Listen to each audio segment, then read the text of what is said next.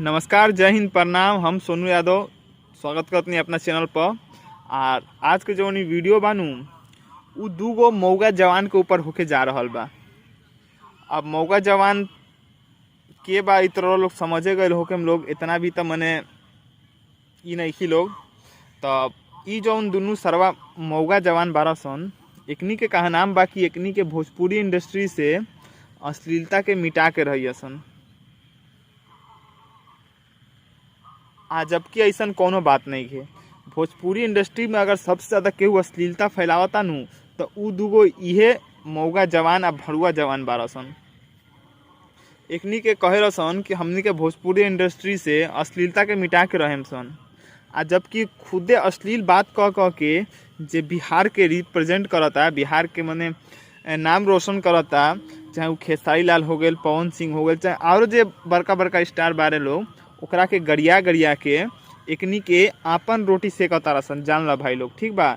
इ कोनो भोजपुरी इंडस्ट्री से अश्लीलता के मिटाई नहीं खियाल सन। इ खाली गरम तावा पे आपन रोटी सेके आयल बार सन। इ दुनू मौगा जवान। आज से एकनी के नाम मौगा जवान नाजायज पुत्र। एकनी के खेसारी भैया के, खेसारी लाल यादव के नाम धैले बार सन मसूरिया, आ उनकर राइटर के नाम धैले बार सन कोठा पुत्र रे भोसड़ी वाला सन।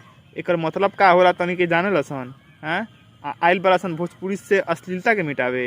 हाँ, काहे ना पवन सिंह के कुछ नाम धो देवे लोग। हाँ, एकनी के जाना तरह सन पवन भैया तो सन की बटले बारे, आ उनकर एक बार सनक गइल, हट गइल दिमाग तो बस साफ कर दिए दुनू मौगा जवान के। यही से डरे उनका के कोनो नाम ना धरे सन आ डरे कुछ ना कहे सन। हम वीडियो में देखले रहनी पवन भैया के एकनी के आप पवन जी एंग कह के कहत रसन, आ खेसारी लाल के एकनी के खुले आम मने एक तरह से समझत केहू के उल्टा सीधा नाम धइल गरियावले नु बा। हाँ, सोम्या पोखरेल के कादू पोखरा तोखरा कहत रसन का उल्टा सीधा। हम बतावत नहीं, इ जो दुनू भरुआ जवान 12 सन नु मौगा जवान, एकनी के भोजपुरी इंडस्ट्री से अश्लीलता मिटाए नहीं खेल सन। गरम तावा पे अपन रोटी सेके आयल बार सन। एकनी के चैनल पर हम जा करके देखनी हम तो 400 प्लस वीडियो अपलोड रहा, जेमें से 300 से ज़्यादा वीडियो तो एकनी के खेसारी भैया के ऊपर बनैले बार सन। तो तू लोग समझ सकत रहा लोग, खेसारी भैया आज तक केहू के कुछ ना कहत रहन ह, कोनो कंट्रोवर्सी में ना पड़े चाहत रहन ह, ठीक बनू।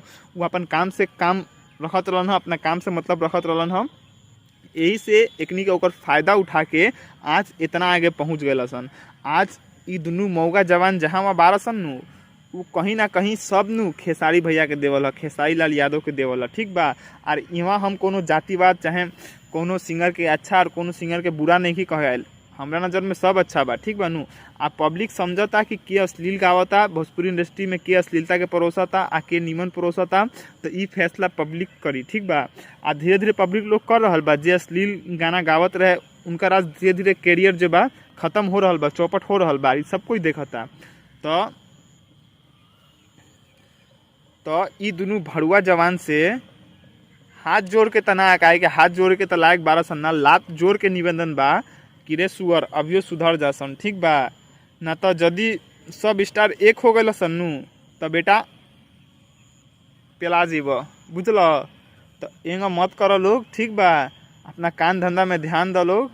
हमरा तो बुझाता कि सरवा मने एगो बात और कह चाहता नहीं, भोजपुरी इंडस्ट्री में खाली गाना खेसारी लाल के राइटर ही चुरावेला लोग। चाहे अश्लीलता भोजपुरी में फैलाए के जो पूरा ठेका बा खेसारी लाल ले बारे। और केहू अश्लीलता ना गावेला, और केहू गाना कॉपी ना करेला, गाना ना चुरावेला। अरे हमरा तो बुझाता ही दोनों साला भरुआ जवान मौगा जवान मने भोजपुरी के बी तक जानत छाँट नहीं कर सन, और जौन ची मन करे तौन ची बोलत जाला सन।